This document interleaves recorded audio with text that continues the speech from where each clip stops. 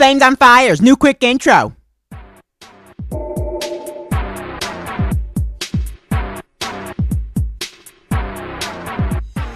There was a period of my life where I was obsessed with James Bond. I tried to get all the movies, I read all of the books I could find, and I played all of the video games. And what started it all?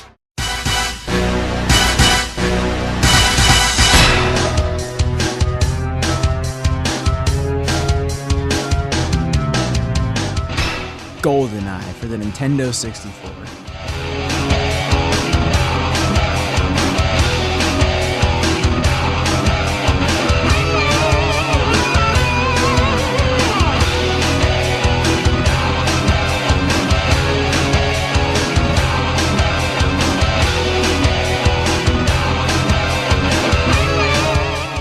Rare did a great job of translating the movie into a video game, something that, based on all the horrible movie-based video games, is clearly not easy to do. I think a main reason why this movie-based game was amazing is because Rare had time to actually make it. It was released August of 1997, whereas the movie was released in November of 1995. Nowadays, video games will be rushed out to meet the deadline of the movie being released, just to cash in on the hype. But this game was actually cared about, and it clearly shows. Okay, so the graphics may suck balls now, and using one analog stick to control an FPS feels really awkward nowadays. But the game is still awesome.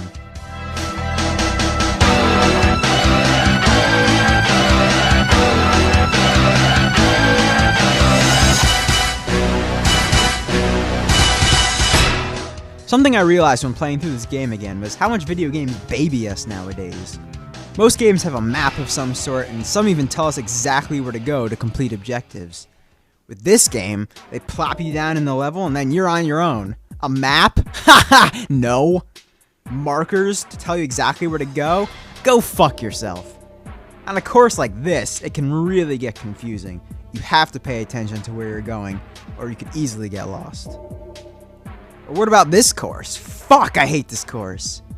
They drop you off in this maze and then tell you to go find this dude, and that's it. The fat fucker is hiding in some dumpster in some random location.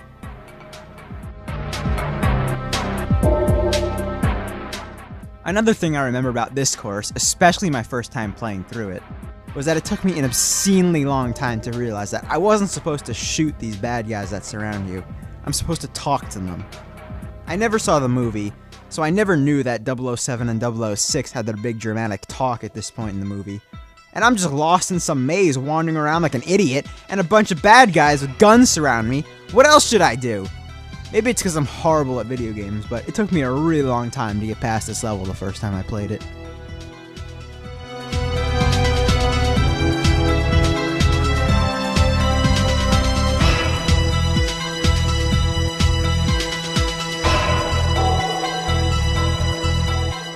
However, for as hard as some parts of the game were, for me, the hardest part of playing this game is not repeatedly shooting Natalia in her face whenever she shows up. Look at her stupid face. It's so stupid. She's always running away and getting shot and being a cunt. I don't like her. Take this for example. I'm going through this course when this crazy fucker pulls a gun on me. So I shoot him. Seems fair, right? Well, apparently that was Natalia's best friend, Boris, and now she's mad at me for shooting him. What the fuck was I supposed to do, you dumb bitch? And now look, she won't help me, which means I have to restart the whole fucking level. Lick my yam bag, whore.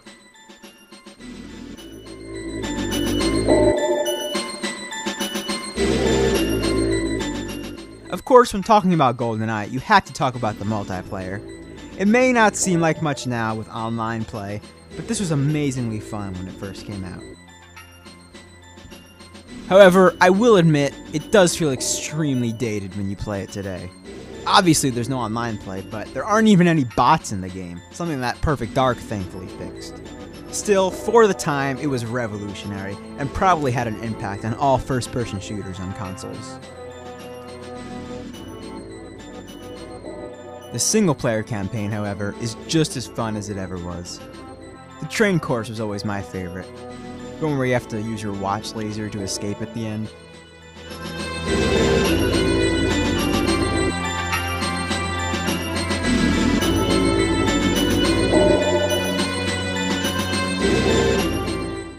the final battle with 006 is pretty cool also, even though you end up having to shoot him like 100 times, so it certainly loses some of its realism.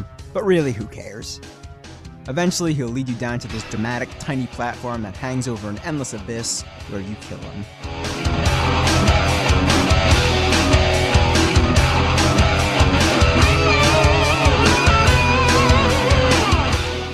Bonds then makes an absurd leap onto a helicopter and flies away to safety, where hopefully he'll jizz in Natalia's mouth until she suffocates to death.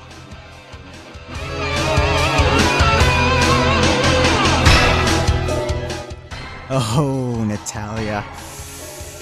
I hate you so much.